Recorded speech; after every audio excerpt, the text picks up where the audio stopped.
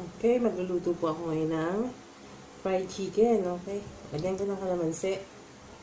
Yung aking, ito, drumstick part at wing part. Yan.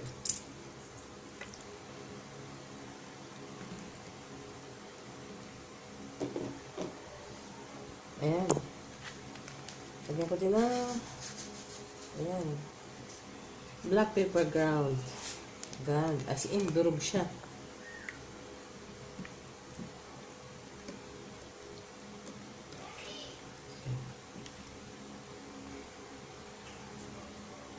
Then,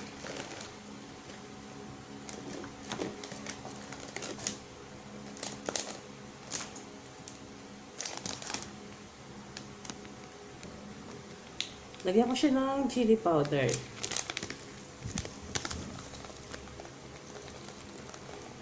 Mahilig kami sa maanghang kasi. Ayan. Hindi naman masyadong maanghang. Yung saktong anghang lang. Okay.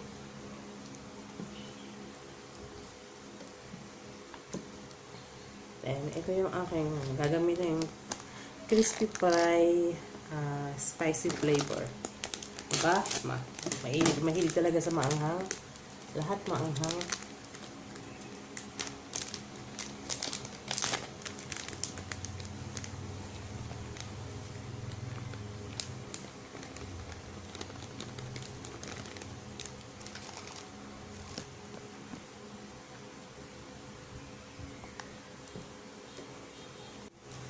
Babasahan ko ng isang itlog lang yung aking mamarinade na chicken para kumapit at malambot yung chicken pagka prito niya. Crispy outside pero malambot yung loob. Yun. Yun ang ibig kong sabihin.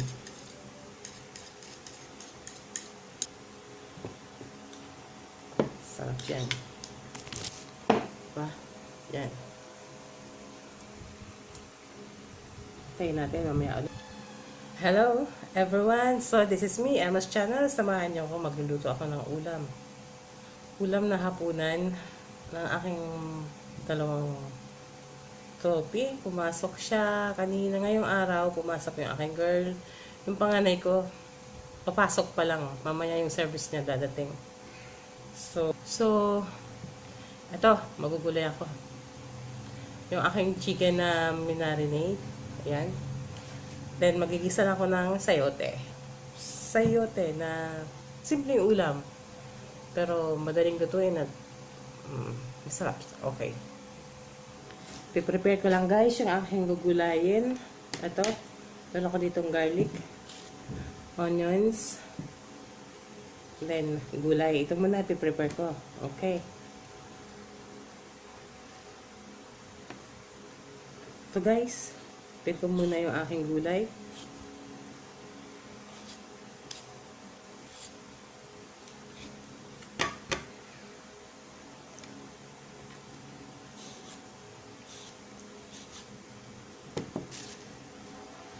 Dahil on diet ang aking panganay na lalaki, mas lamang ang kain niya ng ulam na may gulay kaysa kanin. Na rice niya, sobrang kakaunti lang yung rice na kinakain niya. Kaya, ito, ang gulay, dinadamihan ko. Kaya mo nang kumain siya ng kumain ng ulam. Less rice lang kasi ayaw niya nagkaroon ng mataba.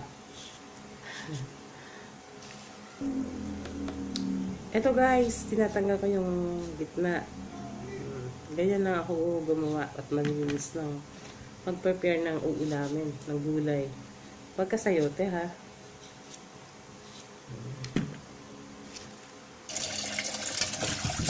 Nabasang ko muna. Ang gulay.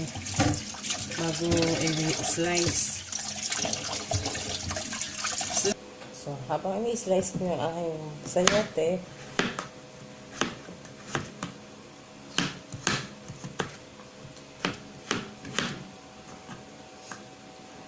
ito lang. Ito yung lulutuin ko ngayong gabi guys sa akin. Nagpapainit na ako ng mantika para sa fried chicken. Ito, nagbigan natin. Mas maganda pag deep fry. Yan. Ito yung aking marinated chicken. Yung aking sayote. Na pang match siya. Ito, ay pangsasawag ko sa gulay. Okay. Ito, dito ko kuha. Okay na yan. Lagyan natin ng San Marino. So, yan. Hintayin natin uminit yung mantika. Then, saka natin ilagay yung ating chicken. See? Hindi pa. Okay, okay na yan. Lagyan natin yung ating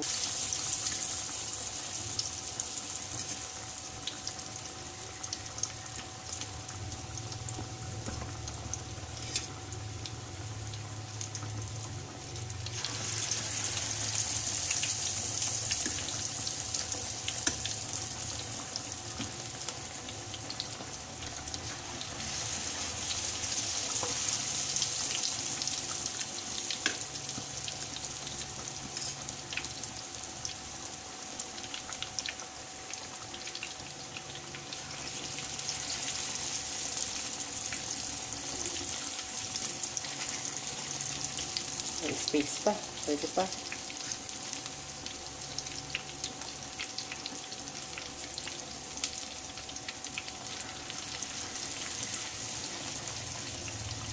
Ayan. Hintayin natin siyang mag-brown bago balik ka rin. Ayan, getting brown.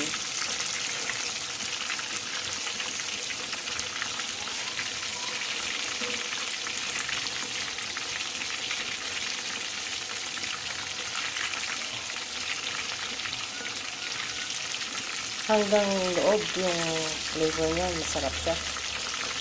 Hindi yung nasa balat lang or out sa labas. Ayun, takpan ko guys para maluto maigi yung loob. Parati.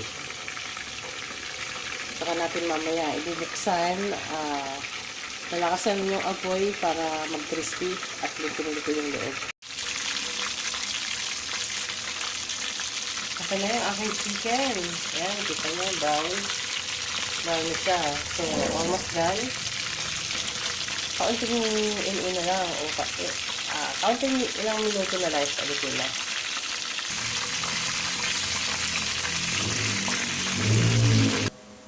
Ito na guys.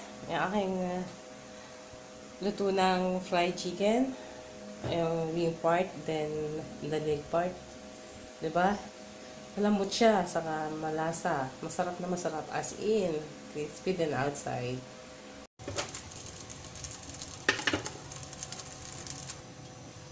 Mainit na yung aking kawali. So, ito unahin ko, bawang.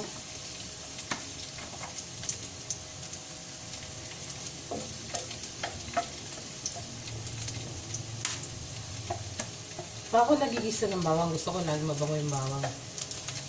Kaya hinahayaan ko siya mag-brownish ng konti.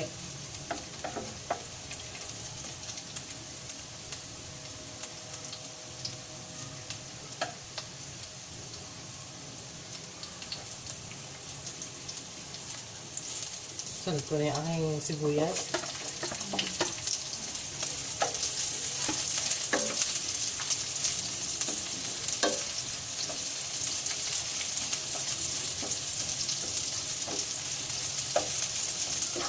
Mahalaga lang kasi may gulay kasi yung ano ko, dati hindi siya kumakain ng gulay, ngayon kumakain na, pero yun, pili lang ang ulam na gulay na kinakain niya. Mga ganito lang, mas gusto niya pang mag-ulam ng sardinas na may pichay kaysa yung mga oka o mga gulay sa bahay kubo, ayaw niya yun. Yan, ilagay ko yung sili. Pili nga bayan, sinahin ko lang kasi yung mga sisira lang. Dagdag flavor din yan. Then, ito yung aking sasahog. Okay?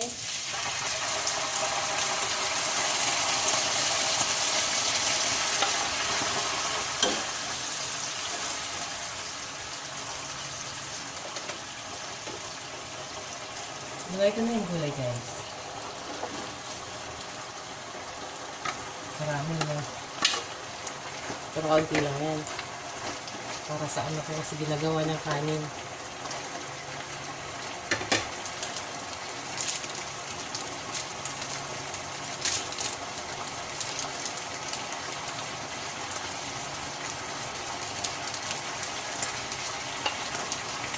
Then, maglalagay ko ng isang adi din isa.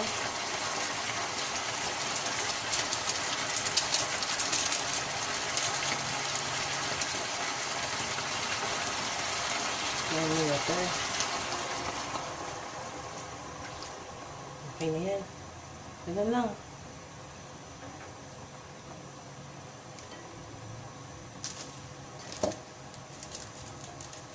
Kaunting MSG. Kunti lang. Yung alat niya dun sa ajikin, sakto na siya. Hindi na kailangan mag-asin kasi gulay siya. Hindi pwede maalat.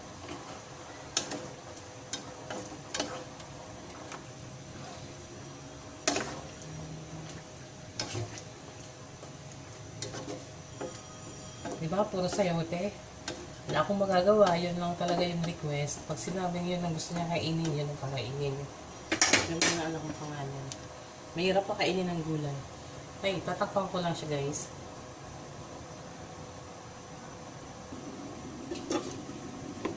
Tingnan ko na guys kung medyo okay na siya.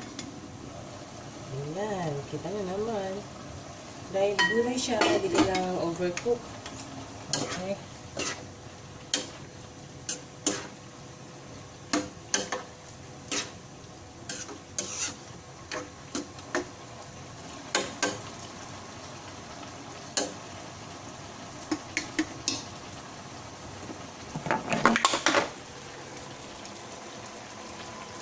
Ayan, ang aking gulay guys. Kanya lang, luto na siya. Okay, patay na natin.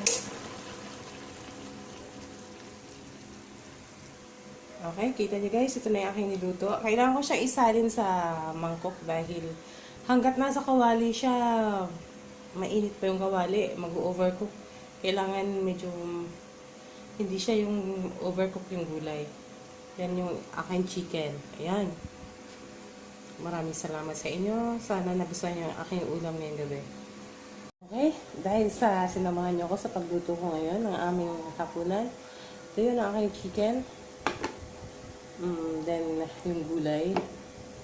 Ganun lang kadali. Sana nagustuhan nyo at huwag nyo kakalimutan para sa mga susunod na aking pagluluto, ma-notify kayo. Click nyo na rin po yung aking notification bell, then pakisubscribe na. Maraming salamat po. Bye!